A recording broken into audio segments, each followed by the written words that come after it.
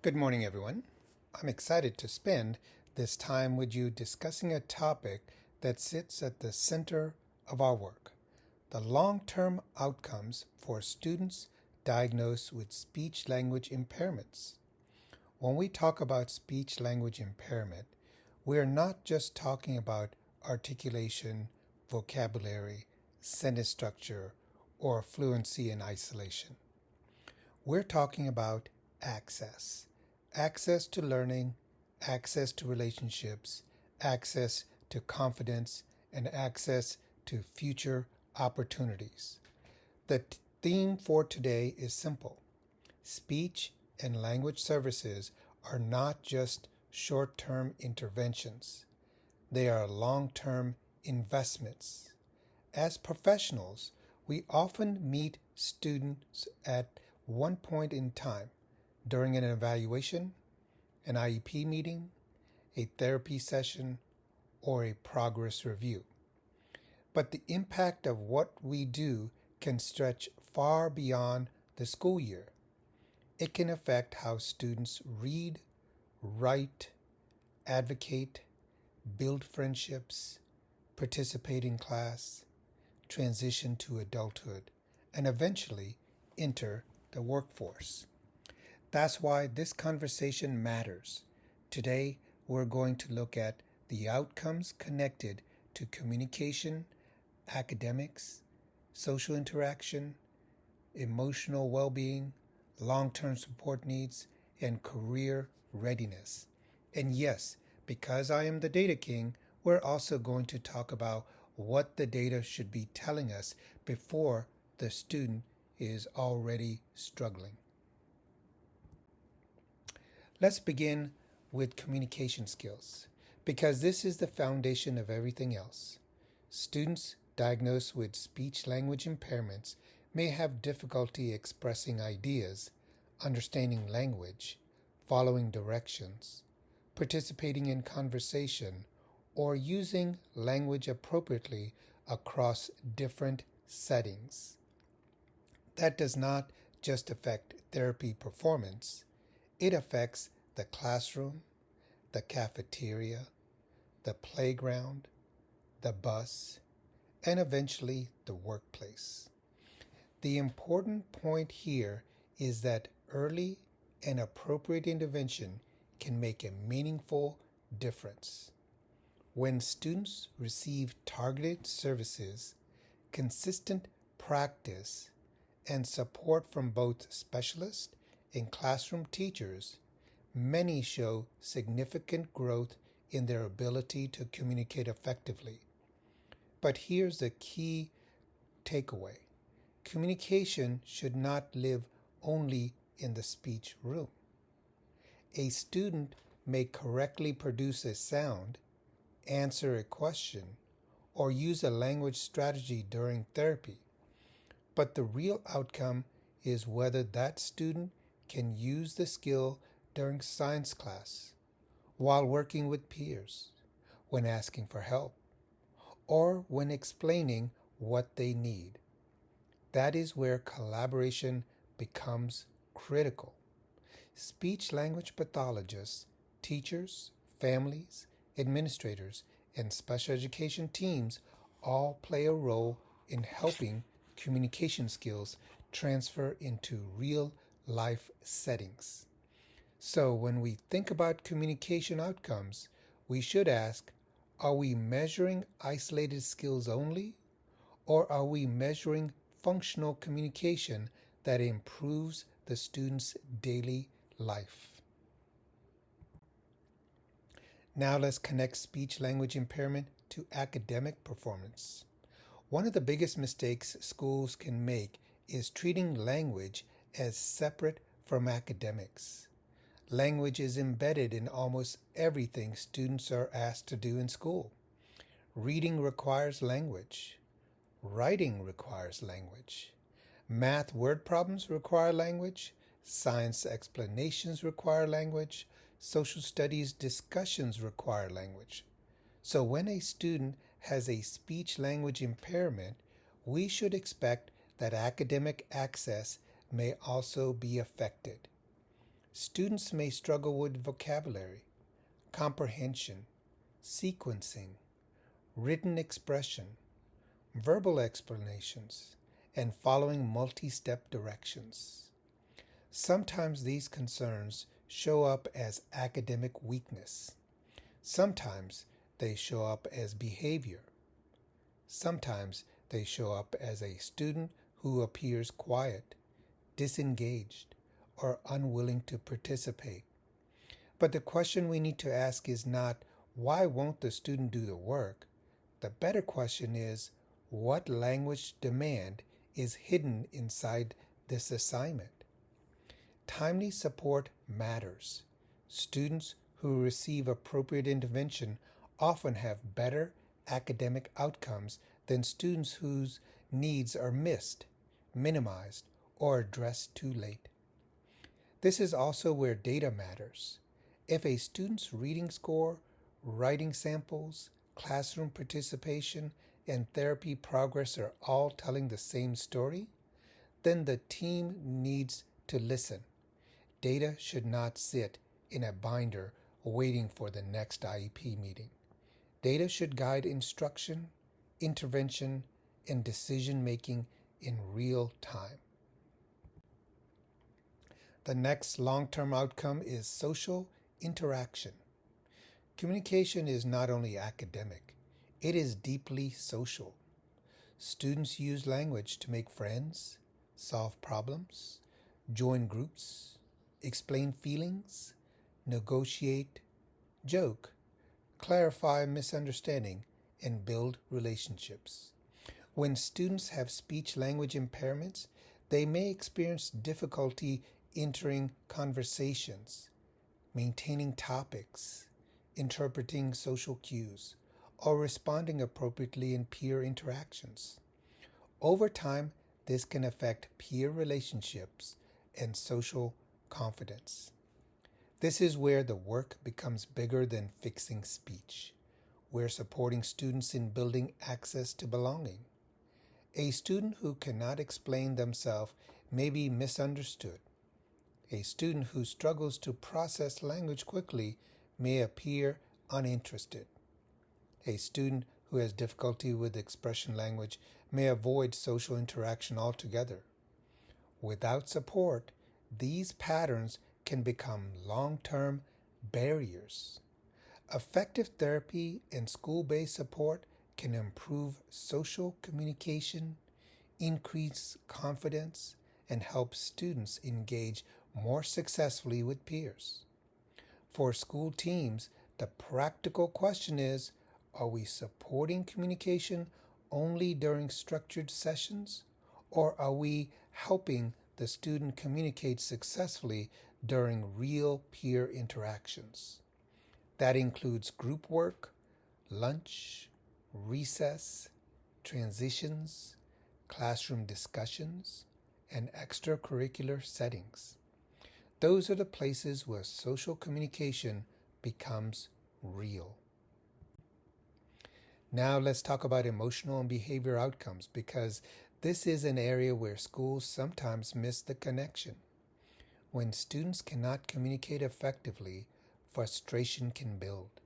When they cannot explain what they know, ask for help, keep up with the language demands, or participate in peers, they may experience low self-esteem, anxiety, avoidance, or behavior challenges.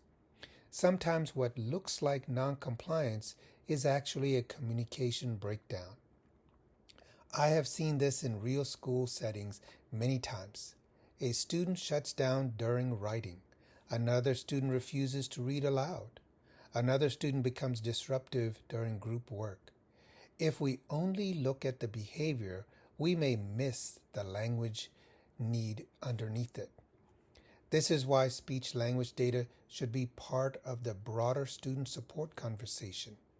It should inform behavior plans, academic interventions, classroom accommodations, and IEP team decisions. Effective intervention can reduce frustration because students gain tools. They learn how to express needs, ask clarifying questions, participate more successfully, and advocate for themselves. The long-term goal is not only improved communication performance, the goal is improved emotional access. We want students to feel capable, understood, and included, and that is a major outcome. This slide reminds us that not every student's communication needs disappear after early intervention. Some students make significant progress and no longer need the same level of support. Others may continue to need services, accommodations, strategies, or monitoring into adolescence and adulthood, especially when communication demands become more complex. As students get older, language expectations increase. They are expected to analyze texts, defend opinions, write longer responses, understand abstract concepts, participate in group projects, and advocate for themselves. So even when basic communication improves, higher level language needs may remain. This is important for an IEP team. We should not make decisions based only on whether the student sounds better or appears more verbal. We need to ask whether the student can manage the communication demands of the current and future educational environment. Long-term support may include direct therapy, consultative support, classroom accommodations, assistive technology, explicit vocabulary instruction, social communication support, transition planning, or self-advocacy instruction. This is where the data must become forward-looking. We're not only asking what can the student do today, we are also asking what communication demands are coming next. Now we move into career impact, and this is where the long-term consequences become very clear. Communication is essential in almost every career path. Students need to interview, collaborate, follow directions, ask questions, explain problems, interact with supervisors, communicate with customers, and advocate for themselves in the workplace. For students with speech-language impairments, the supports they receive in school can influence how prepared they are for those future demands. This does not mean students with speech-language impairments cannot be successful. They absolutely can. But it does mean schools have a responsibility to connect communication support to long-term readiness. As students move into secondary school, we need to think beyond isolated goals. We need to ask, how does this speech-language goal connect to transition? How does it support employment? How does it help the student communicate in real-world settings? For example, a goal around expressive language may connect to explaining job tasks. A social communication goal may connect to workplace teamwork. A self-advocacy goal may connect to requesting clarification or accommodations. Career readiness begins earlier than we think. Every time we help a student communicate more effectively, we're also helping that student prepare for life beyond the classroom. This is one of the most important slides in the presentation because it connects the topic to the data. Students with speech or language impairment represent a significant portion of students served under IDEA. That means this is not a small issue affecting only a few students. This is a major special education and school improvement issue. The data tells us that speech-language needs can continue to affect education, employment, and career pathways into adulthood. That is why early support matters. But I want to be very clear. Early support does not mean test once, serve for a while, and move on. Early support means identifying needs, delivering targeted intervention, monitoring progress, collaborating across settings, and adjusting services when the data shows that the students need something different. This is where my Data King message comes in. Data is not just paperwork. Data is a student story with numbers attached. When we collect the right data, we can see whether the intervention is working. We can see whether the student is generalizing skills. We can see whether academic performance is improving. We can see where the student's communication needs are affecting behavior, confidence, or access to instruction. The danger is when schools collect data but do not use it. If the data is only gathered for compliance, then we're missing the point. Data should help teams make better decisions for students before the concern becomes a crisis. Now I want to pause and move from information to application. This slide reminds us that speech-language impairments do not only affect how a student communicates in the moment, they can influence academic progress, confidence, peer relationships, behavior, and future opportunities. So I want you to think about these discussion questions through the lens of your own role. First, how can school identify speech-language needs early before they become larger academic or social concerns? This is where screening, teacher observation, family input, progress monitoring, and collaboration matter. Teachers often notice concerns first, but they may not always know whether what they are seeing is a language issue, academic issue, attention issue, or behavior issue. That is why teams need systems for early communication and referral. Second, what supports can teachers, families, and related services put in place to help students build communication skills across the school day? This is where we move beyond the idea that speech-language pathologist owns communication alone. Communication support belongs across environments. Classroom teachers can reinforce vocabulary. Families can support language at home. Related services providers can model functional communication. Administrators can protect collaborative time. The big reflection is this: if the student only communicates successfully in one setting, we have not finished the work. We need students to communicate across people, places, tasks, and expectations. As we close, I want this exit ticket to be more than a final activity. I want it to be a professional commitment. The first questions ask you to name one long-term outcomes that may be affected by a speech-language impairment.